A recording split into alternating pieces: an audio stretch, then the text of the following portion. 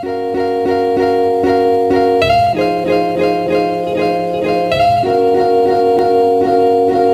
hoje a gente vai conversar com a professora doutora Sandra Toracian.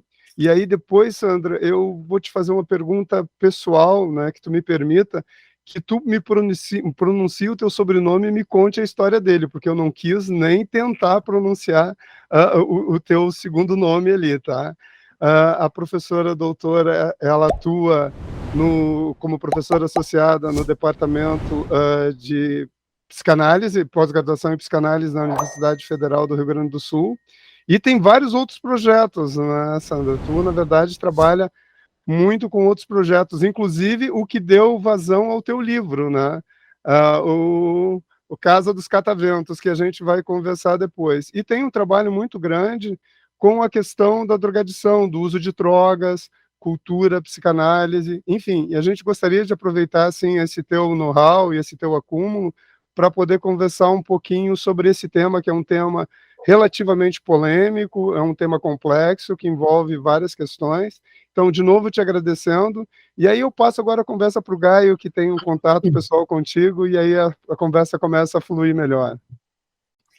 Ok. Bom, é uma alegria enorme ter, né, a doutora Sandra, que considero ainda minha mestra, porque eu estou sempre aprendendo com ela, e minha amiga, foi minha supervisora, minha professora, né?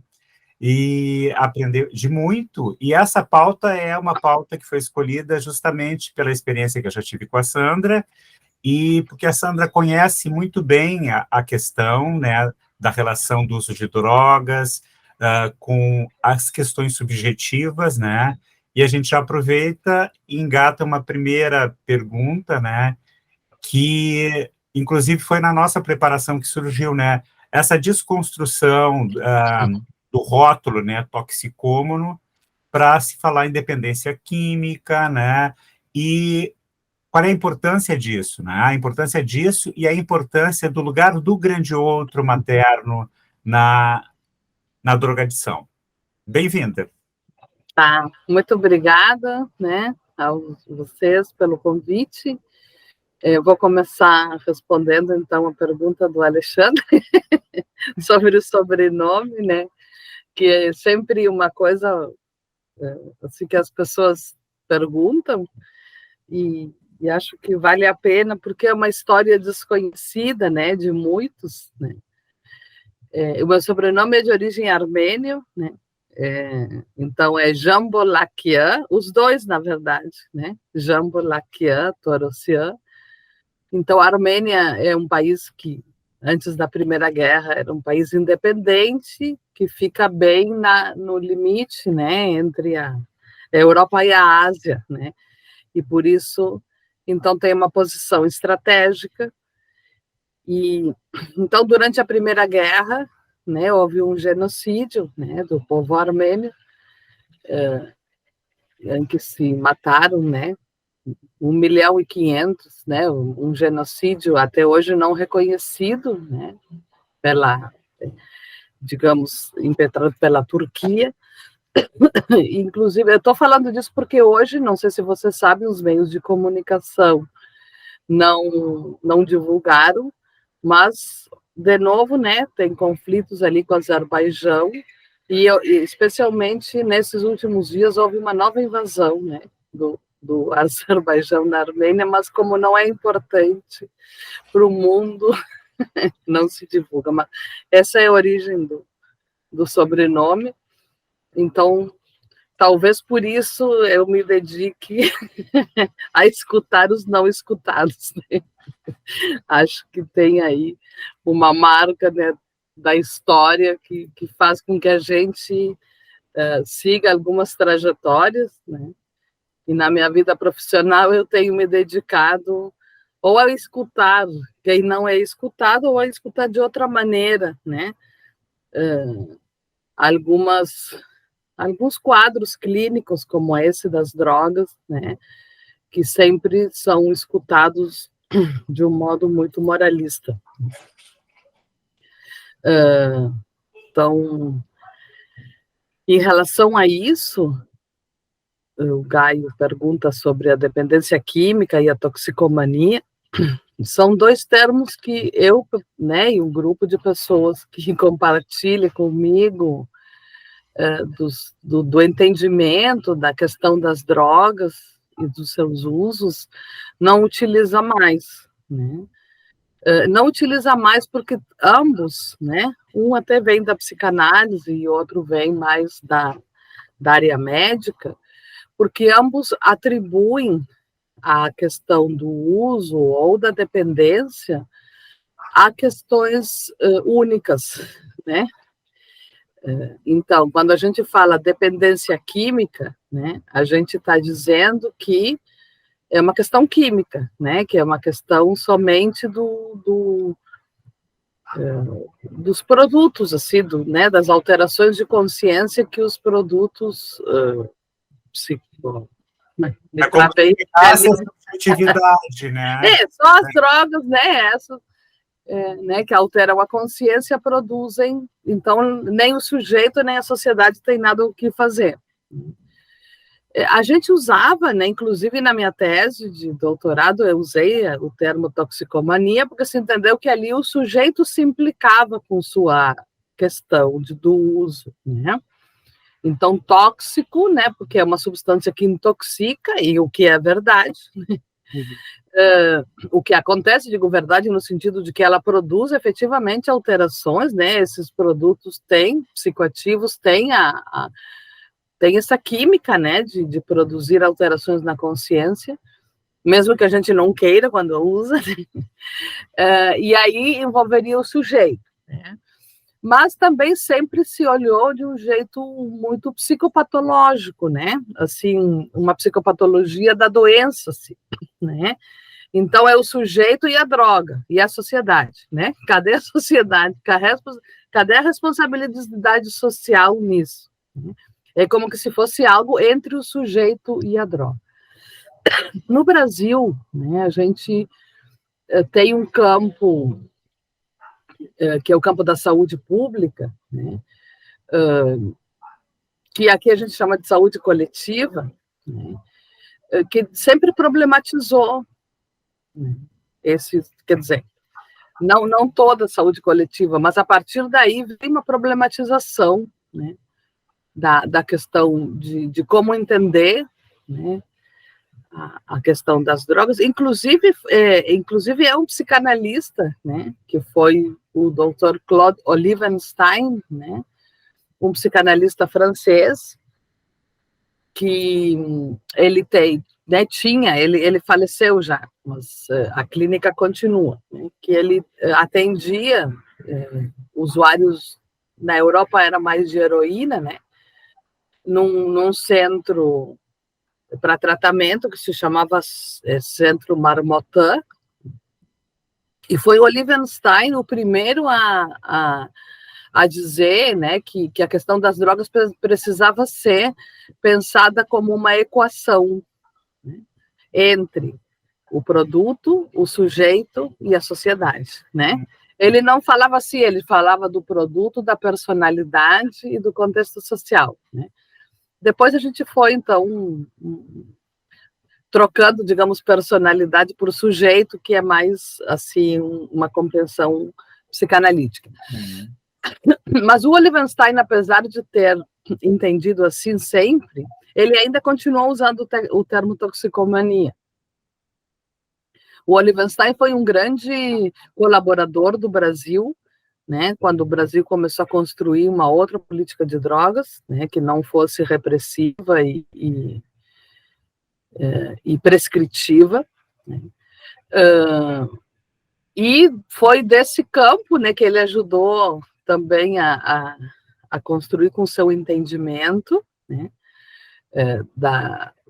então essa política no Brasil depois se chamou uma política de redução de danos, né, quer dizer, não é uma construção brasileira, é uma construção europeia, na verdade, mas que veio para o Brasil e ganhou muita força aqui durante um tempo, né? Hoje a gente está tentando fazê-la ressuscitar, né?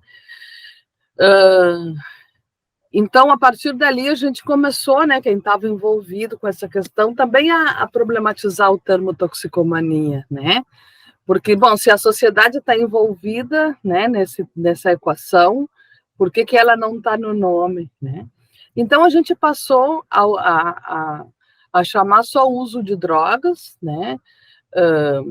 E, bom, se é um uso mais problemático, né? Tipo um uso mais dependente, não que a gente não reconheça, até assim para dar essa ideia de que existem diferentes modos de se relacionar com as drogas, diferentes modos de usar, não é?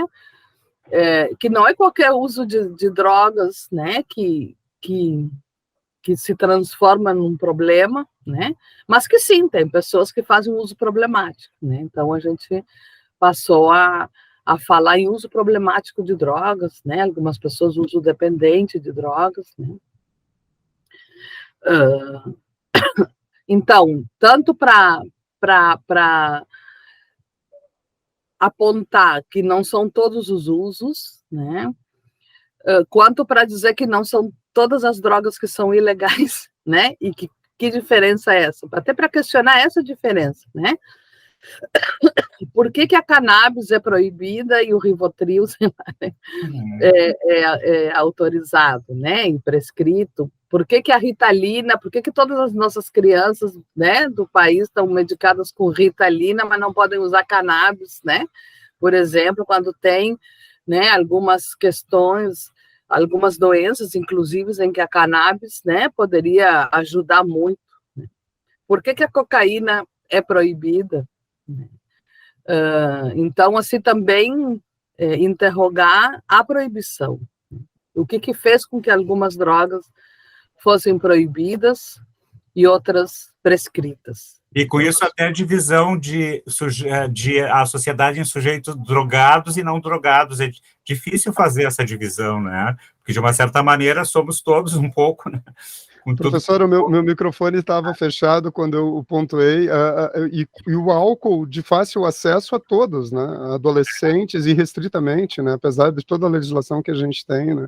Então, tem uma discussão muito profunda sobre isso, né? Precisamos olhar, ter um olhar muito cuidadoso sobre esses rótulos que são impostos socialmente, né? Exatamente. Não, e até porque não é menos drogado, né? Não gosto dessa palavra, mas só para usar uma palavra que é usada, porque ela é pejorativa, né? Não gosto porque ela é pejorativa, porque a sociedade deu a ela um tom pejorativo. Mas então, não é menos drogado, com todas essas ressalvas, alguém que usa cocaína do que alguém que todos os dias precisa tomar Rivotril, né? Uhum. Então, só que uma droga é autorizada e a outra é proibida. E a proibição, então, a gente sabe que tem um forte componente social, tem interesses econômicos, políticos, né? Não é assim como se vende só uma questão de saúde, né, nem de perigo da droga, porque a droga, qualquer uma é perigosa, dependendo de como se use, e qualquer delas pode ser benéfica, dependendo do modo como se use, né? Então... Professora, me permite mais uma. Na química, nós dizemos o seguinte, a diferença entre a droga e o remédio é a dose, né? Exatamente, então... exatamente, é isso aí, é a dose, né? Hoje tem algumas experiências, por exemplo, com microdosagem de cogumelo, né? Aquele cogumelo alucinógeno, e as pessoas falam de muitos bons resultados, assim, ninguém ficou drogado, ninguém ficou completamente tomado, e inclusive aliviou certas coisas para as pessoas continuarem a vida. São experiências muito recentes e ainda não, entre aspas, científicas, né? Mas enfim, existem, as pessoas fazem, né? Então, é isso. Inclusive, a etimologia da palavra, né, fármaco, ela vem, né, tu deve saber melhor, o químico, de uma palavra que é farmacon, né, e farmacon significa remédio e veneno. Então, não é ou veneno, é as duas coisas. O fármaco pode ser remédio e pode ser veneno, e aí que vem essa questão, né, química da dosagem e a gente diria, a partir da psicanálise, também das questões do sujeito, porque não é só a dosagem, né? Dependendo digamos assim, da função, né, que essa substância tenha para aquele sujeito que a usa, né? Então, por exemplo, tem pessoas que, com muito pouco, né, tem um efeito muito maior, inclusive isso, psiquiatricamente, né, as drogas prescritas, né, são assim, quando uma pessoa vai ao psiquiatra tomar qualquer dessas substâncias, o psiquiatra precisa de um tempo para ajustar, né, a medicação, né, porque elas não, é claro, elas têm o mesmo efeito, tá, se são estimulantes, se são depressoras, isso sim, mas para cada pessoa, né, ela vai precisar de um ajuste, porque não é todo mundo que atribui, onde né, que tem o mesmo tipo... entra, né, onde a questão singular entra. E as Exatamente. pessoas sabem que na própria fitoterapia existe um entendimento de que há uma toxicidade e que tem um tempo para tomar até um fitoterápico, né? Isso que é importante. Tem chá, né? Tu pode tomar um chá qualquer que pode ser.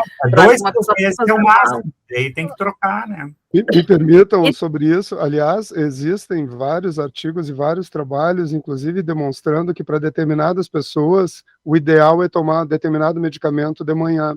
Para outras pessoas, o efeito benéfico seria tomar à tarde. Se a gente fosse realmente levar a termo a singularidade, a gente tinha que individualizar não só a dosagem, mas inclusive o biorritmo orgânico da pessoa, de como que o metabolismo dela age com o princípio ativo. Mas, claro, isso vira até uma utopia para nós no nosso contexto, né? Mas teria que ser dessa forma para a gente chegar ao maior benefício, né? E na psicanálise a gente aproveita a carona do Lacan, quando ele fala que a gente come significantes e a gente também toma significantes. Eu sempre lembro uma história bem engraçadinha da minha família. O meu pai, ele gostava de tomar o Fontol, que eu acho que nem existe mais para dor de cabeça, porque ele achava que o Fontol era parecido com Fontela. Isso era tão forte nele, que eu já era um guri sem vergonha. Uma vez eu fui levar para ele, eu troquei, botei o Melhoral, e ele se deu conta que não era.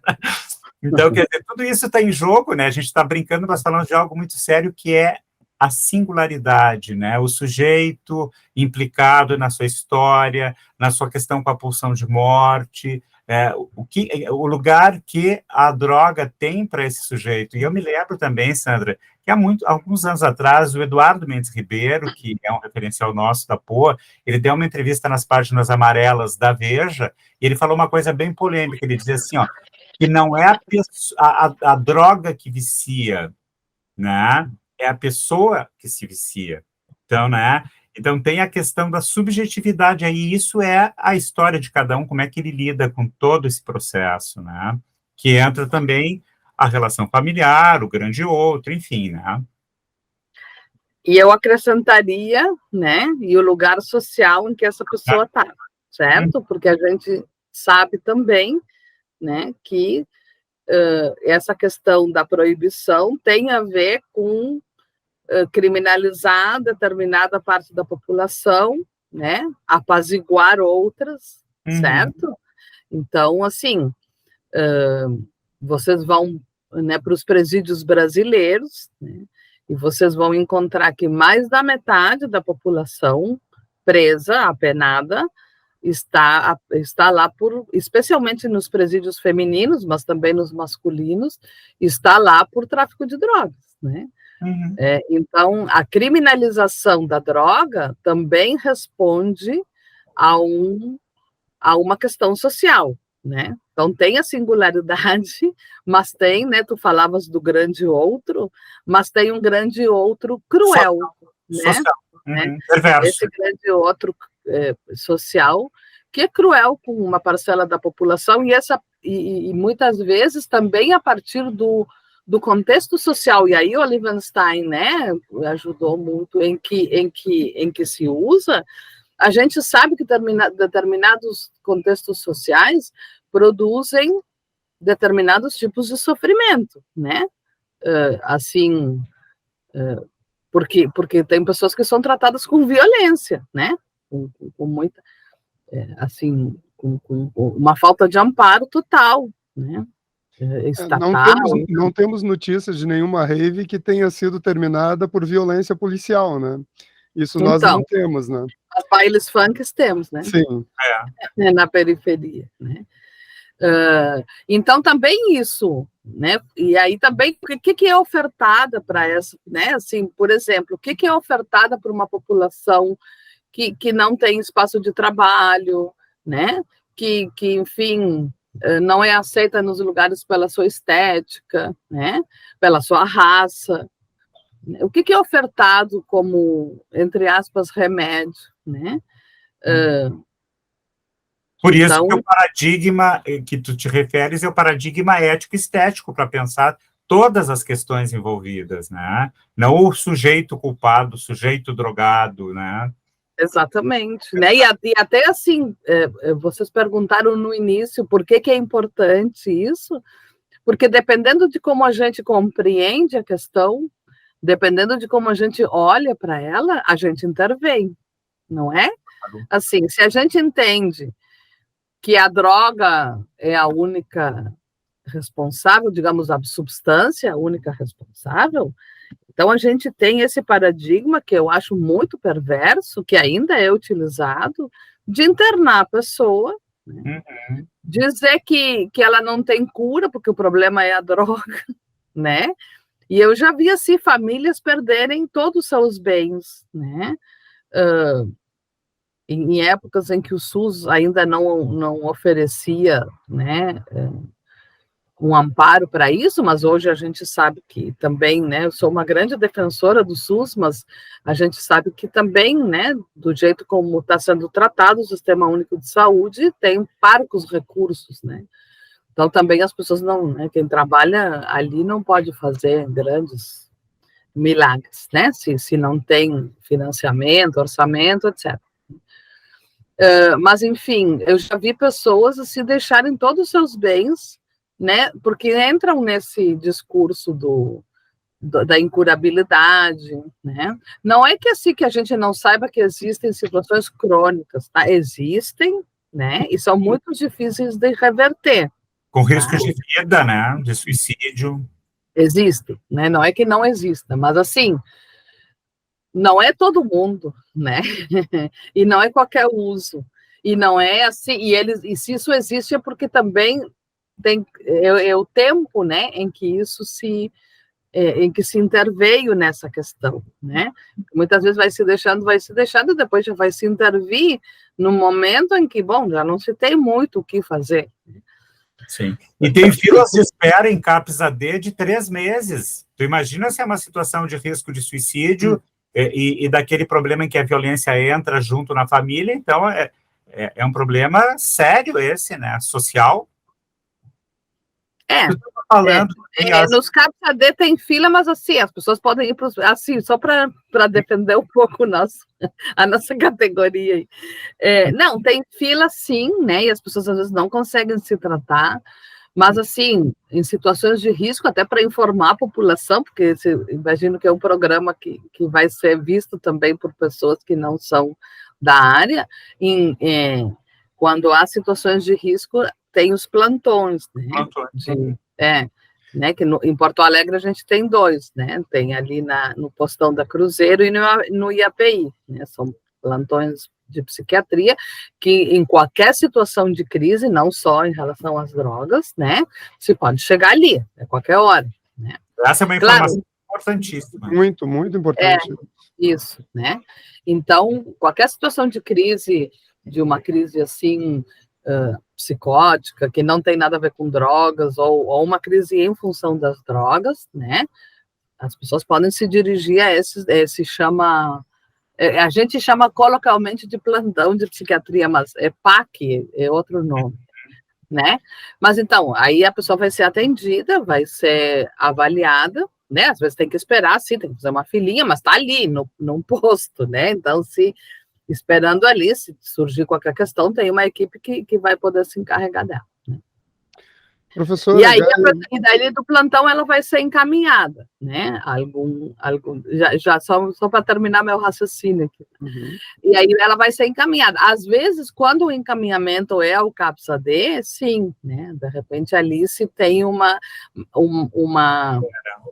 espera, né? Mas assim, é uma espera, a pessoa não está já em risco, digamos, né? Se o risco, porque se precisa abdicar né? Se precisa ficar um tempo em observação, pode ficar ali, né? Até passar e a pessoa poder sair, então acho que nisso já avançamos.